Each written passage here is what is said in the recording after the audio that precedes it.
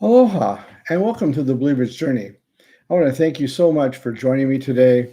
I want to thank everyone who listens to us, watches our program.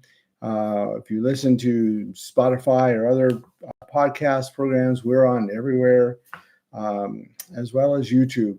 I want to thank our sponsors, Trade Show Displays, Smart Choice Benefits, Insurance, as well as Guerrero CPA and Guerrero Law. And thank everyone out there who supports us in prayer, who supports us with just a pat on the back or an email that says we're thankful for what you do, and for all of those who are giving to us monetarily as well. We just really do appreciate that. Well, this is we're getting close to going to Moldova. We'll be leaving in a month from now, and we'll be gone for 6 weeks. And so I just ask you to keep praying for us. Our schedule's coming in; it's coming in pretty heavily, and we've got a lot to do. We're going to be speaking to a lot of different groups and different ministries while we're in Moldova, as well as the week that we're in Slovenia. So anyway, I want to talk about a topic about love, but I want to talk about I'm going to name it "Knowing God Through Love." We talk about love a lot, and I'm not sure we understand what love really is biblically.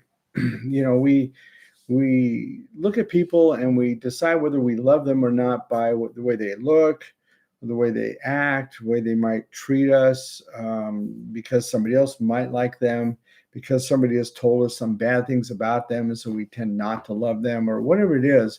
And so we have this idea of love from our experience and maybe how we're raised in our homes, rather than what the Bible actually teaches and actually what it really says and what it means when it tells us to love. So I want to talk about the love, the word agape or agapeo, which is a Greek term for love. Now, the thing is in Greek, there are 5 different words that the Greek uses for what we interpret as one word for love, and every 5 of those words means something different. But we were and translate it into one word, love, and so sometimes it's hard to understand what are we talking about.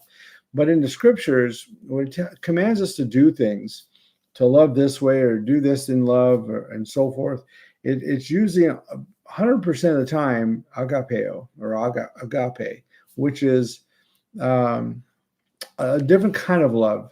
We normally look at love and think of love as something we have an emotion about. We feel it. It's something we do because of our feeling, because of our response. And agape is nothing like that. Agape is really an act of the will. You choose to do the right thing. You choose to love. You choose to go that extra mile. Okay. It's the giving of yourself without any expectation of anything in return. So you just do it because you're doing the right thing, and not that you expect something to give back to you, which is different than the way we've been brought up in our generations about what love is. Love is the laying down of your life for someone else. Okay.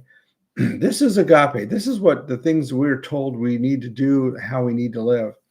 In 1 John chapter 3, verse 16, John says this: by this we know love, because he, Jesus, laid down his life for us, and we also ought to lay down our lives for the brethren. Okay. So that's a kind of a good definition of what love is laying down of our life for one another. And I really like that. So I want to actually read a passage. It's in 1 John chapter 4, and it's verses 4 through 10. It's going to be a little long. I apologize that it feels long to read this, but I really think it's important because we need to understand how important it is to love others and how that reflects on loving God. I think it's something we don't think about a lot in our lifestyle, in our churches. Do we really think about, when we're loving somebody else, does that really loving God? Well, yeah, that's exactly what it is. Sometimes in our lack of loving others or our hating of others is the lack of loving God. And so I don't think we really teach this or live this much in our churches. I think this is why people turn away from church and from the lifestyle, because we tend not to live this. So 1 John chapter 4, verses 4 through 10, it says this: "You, dear children, are from God and have overcome them." Now, them is false prophets, the Antichrist, the people of the world, the things of the world, okay? So we have overcome them, things of the world, people of the world, because the one who is in you is greater than the one who is in the world. They are from the world and therefore speak from the viewpoint of the world, and the world listens to them, okay?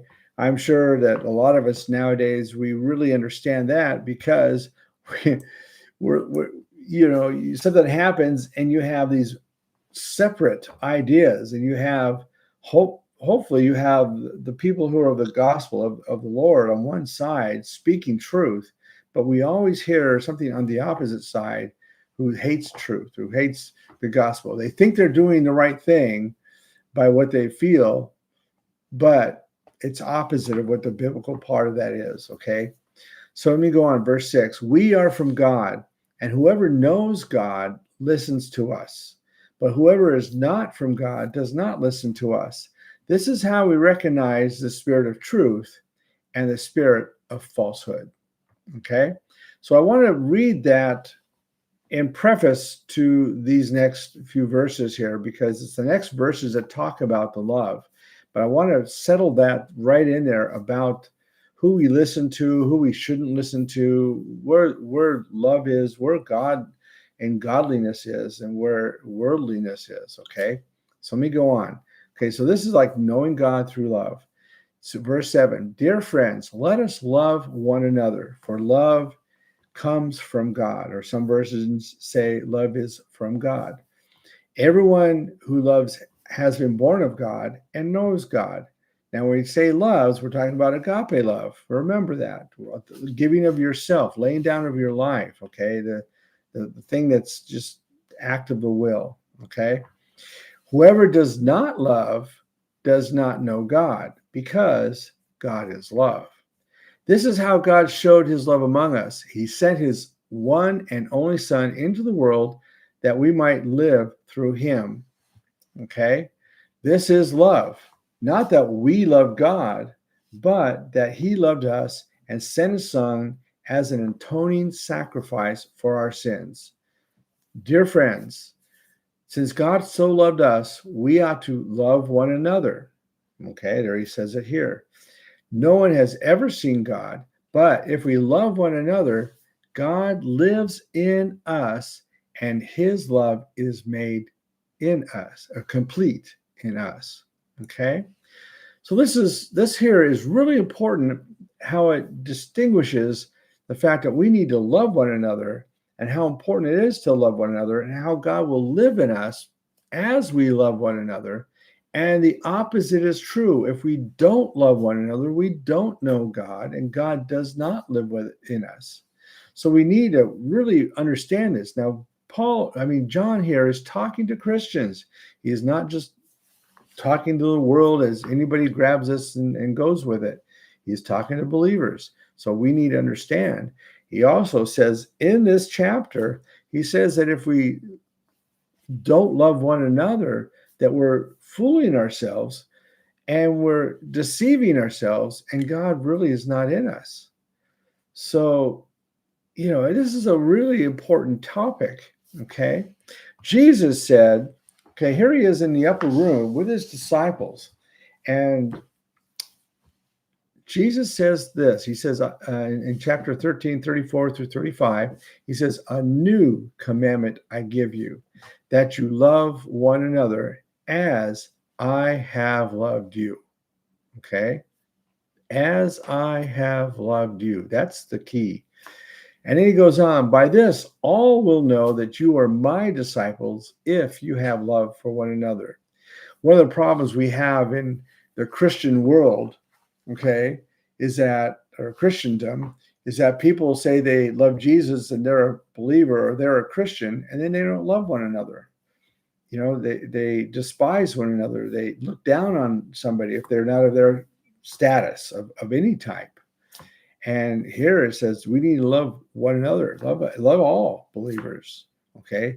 And this way the world will know that you're really truly his. And it seems like we get so many people pointing the finger how we have so many hypocrites because we treat people badly. And I think this is really an important thing to look at, this commandment. So I stressed on this one verse, part of the verse, as I have loved you. So this is how we need to love one another. But how did Jesus love us? Actually, he was talking to the disciples. He had not gone to the cross. He had not died for our sins. He has eating the Last Supper. So it's before he's going to be arrested. And he's already talking in past tense, as I loved you. So how did he love us? This is how we need to love one another. Number one, he prayed for them. We need to be praying for one another. This is so important. When somebody comes up to you and gives you a situation, please pray for me. Don't just say, oh, yes, I will. Really pray for them. You can pray for them right there. Go home and pray for them. Continue. And then ask them, how's our things going? Because you'll want to know because you've been praying for them. Okay. Second thing, spend quality time. Jesus spent quality time with his disciples, with believers, with the people that he was drawing to him. Okay. We need to spend quality time with one another. And that's really important that we do that. That's why I always say it's important to have a small group you attend. Don't just go to a big congregation and sing and listen to a sermon and go home. Go to a small group, go to a Sunday school class or a Saturday night class or whatever it might be, and get to know and be involved in that small group. Spend quality time, be accountable to one another. Okay. And that's what it was with the disciples. The third one, Jesus healed them. He was healing. How do we do that? Comfort. Jesus comforted one another. That's part of healing. We need to be comforting to one another. Okay. Number 4, feeding. Jesus fed the disciples, not only just with food, but he fed them with the word. Okay. So we need to be feeding one another spiritually. We need to be feeding one another, physically. We need to be doing this. This is really important. This is how Jesus loved us or loved the disciples. And we need to see that. Lastly, number 5, serving. We need to serve one another. Jesus said, I didn't come to be served, but I came to serve. And then in the upper room, just before he said this, he washed their feet as a servant. And he's saying we need to love one another as he loved them. Okay. So these are the 5 areas, and it's really important we understand that. I want to read another passage in 1 John. I think this is important. This is one of my favorite verses that I have seen that I really teach about. It's in 1 John chapter 2, verses 3 through 6. And this one really, it really divides, the wheat from the, what is it? The wheat from the, I can't think of the word. But anyway, he says this, we know that we have come to know him if we keep his commandments. Whoever says, I know him, but does not do what he commands is a liar, and the truth is not in that person. But if anyone obeys his word, the love for God is truly made complete in him. We already saw that in the previous verse we read, okay? Whoever claims to live in him must live as Jesus did. Okay? Really important verses here. All of these verses are really, and there's so many more about this area, this topic. And I think this is, when we put this together, we can really see how important it is to love, because the way we can really know God is through love. And this is basically, these verses tell you exactly, point blank. My words, what I was trying to think is divides the wheat from the chaff. So we need to understand, where we need to be. We need to love one another. And by loving one another, we really come to know God. And God really makes us complete. Okay? So take this, pray about this topic, try to live this topic as much as possible. Walk in the light, walk in love, and in agape love, in that which lays down your life, that which gives of yourself for one another. Jesus commanded it. We talk about the greatest commandments, to love God with everything and then love our neighbor with everything. So here we go. It's not a new topic. It's something that's been here for the ages. And I really think we need to understand that. We need to build the community of believers. And by doing that is by loving one another and unifying together, praying together. Okay. Well, everybody, you have a wonderful week and you take care. Aloha.